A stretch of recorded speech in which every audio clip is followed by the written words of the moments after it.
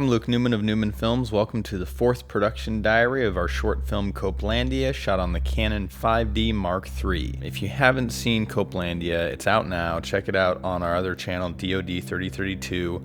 I've included a link in the description of this video. I'm going to talk about plot details, so I don't want to spoil it. If you haven't seen it yet, make sure you go watch it and then come back and watch this video. So the plot basically revolves around this field researcher named Alan Hoffman for the Beckley Foundation, and he's kind of on his own assignment looking for a new subspecies of the mushroom, the psychedelic mushroom Copelandia.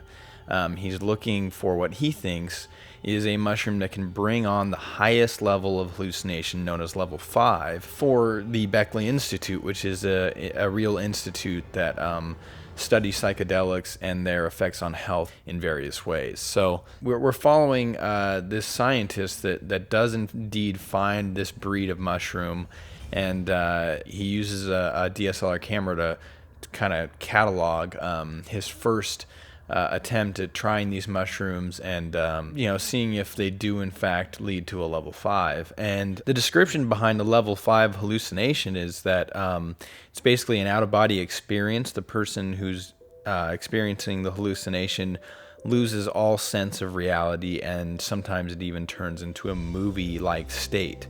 So that's sort of where the Western idea came in, and that just seeing that you could have a movie-like hallucination just opened up so many ideas. There's a lot of symbolic things within that.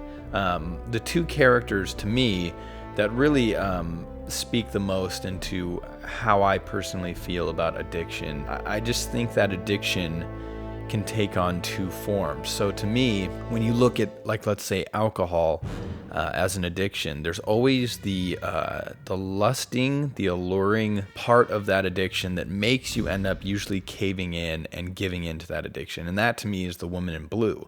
It's the prettier side of addiction. It's the side of addiction that's usually planted in your head first and that usually ends up causing you to give in. That to me is the woman in blue. If you notice in the movie, like he's generally distracted by the woman in blue, and then Damien comes in and they have the gunfight, and then in the end, when Damien says that he's a hero, it doesn't really affect him, but as soon as the woman in blue says you're a hero, a switch goes off in his head that's like, I have to do that again. So with the fact that in any addiction to anything, if you do give in to the quote-unquote woman in blue, there's always retribution, and that to me is Damien. Once you give in to the woman in blue, he's there. He's gonna get you, and that to me, if it's alcohol, it's a hangover. No matter what it is, if you give in to addiction and the woman in blue enough, Damien takes over, and it just never ends well. The reason, he didn't necessarily have a really bad trip the first time around is because he was coming at the mushrooms from not necessarily an addictive point of view. He was coming at it from a scientific view, wanting to test out the mushrooms and see, what their effects were. And so that's why the first time around, his hallucination was a little more stable. It wasn't necessarily a bad trip. And then once the Damien character is introduced and they start influencing him, and then he's influenced by the woman in blue in the end, and he goes back to the hallucination, not for scientific purposes but from an addictive standpoint.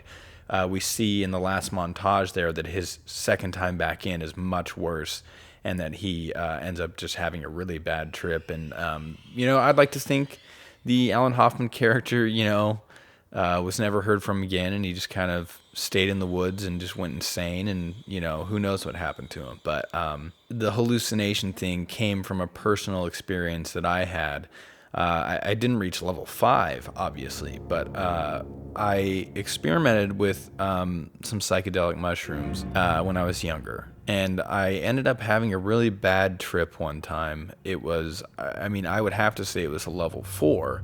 And I actually, I thought I was in the Matrix, as dumb as that sounds, but it was literally just like a nightmare. The woman in blue might stick around for even the first year and things might be great, but eventually it just doesn't last. And when you're dabbling with those two things, with The Woman in Blue and Damien always wins. That aspect of this story is something that I personally dealt with, and Marika and Pete have dealt with it too, not necessarily with the same things, but Pete actually went to rehab for alcohol and drugs for a year, so he was definitely able to relate to the Alan Hoffman character, especially when he was being tempted in the woods by Damien and the Woman in Blue. So this is by far the most personal short that we've ever done. So that's the gist behind the story. I kind of don't like it in movies that are a little like,